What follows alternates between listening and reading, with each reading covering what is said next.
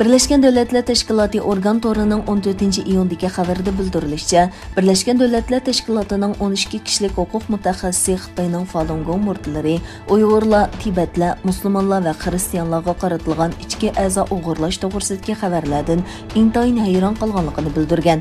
Mazkur mustaqil kishilik huquq mutaxassislari bu haqda bayonot e'lon qilgan bo'lib, ular Xitoyning millat, til yoki diniy e'tiqod jihatda o'ziga o'xshamagan boshqa millatlar ichidan qo'lga ilinganlarni qini va ichki a'zolarini majburiy tekshirganligini, ammo boshqa mahbuslarning bu xil tekshirishdan o'tkazilmaydiganligini isbotlaydigan ishonchli uchurga erishganligini bildirgan. Bu bayonotga o'rtaq imzo qo'ygan Birleşken Devletler Teşkilatı kishilik huquq mutaxassislari ichida odam etkischiligi, bo'libmi ayollar va bolalar etkischiligi, jismoniy va ruhiy sog'lomlik huquqiy masalalari, osonlik millat masalalari, din va e'tiqod erkinlik masalalari, qiyin qistoq va inson qalbidan chiqqan muomala yoki jazo masalasi qatorli xizmatlarga mas'ul mutaxassislar bor ekan. Xabarda oshkorlanishicha, ichki a'zolarning tarqilishiga qulaylik yaratish uchun mahbuslarning tekshirish natijasi tirik a'zolar sonliq ma'lumot omiriga tizimga ilindigan.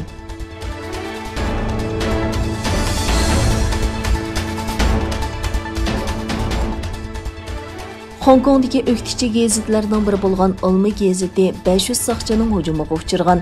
Hujumda gazetining bosh muharririni o'z ichiga olgan 5 yuqori darajalik boshqaruvchi qo'lga ilingan.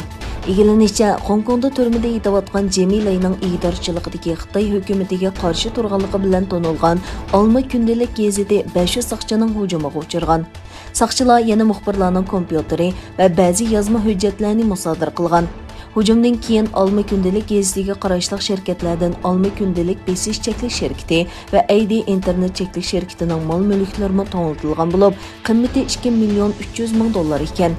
Fransiya axborot agentligining xabariga qaraganda, saqchi xodimlari gazetning Xoңكوڭ va Xitoy rahbarlariga qaratilgan embargo chaqiriqi haqidagi xabarlar sababidan hujumga uchirgan. Xoңكوڭ bexatarlik ministri John Lee gazetning xizmatchilarining davlat bexatarlik qonuniga xiloflik qilish bilan ayblanganligini aytgan.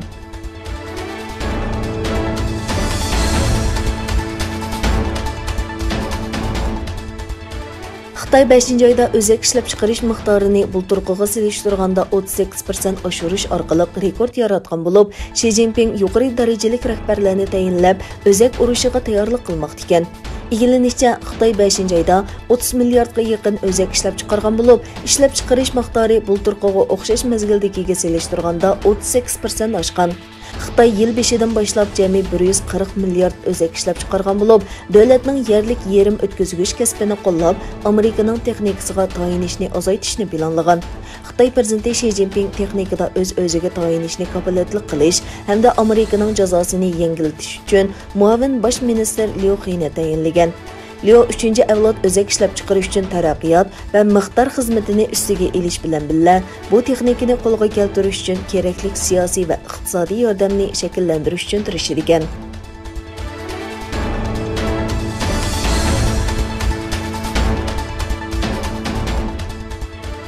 Amerika bilan Xitoy o'rtasida koronavirusining kelib chiqishi to'g'risidagi munozaralar davom qilayotgan bir paytda Beijingdan yangi bayonot e'lon qilindi.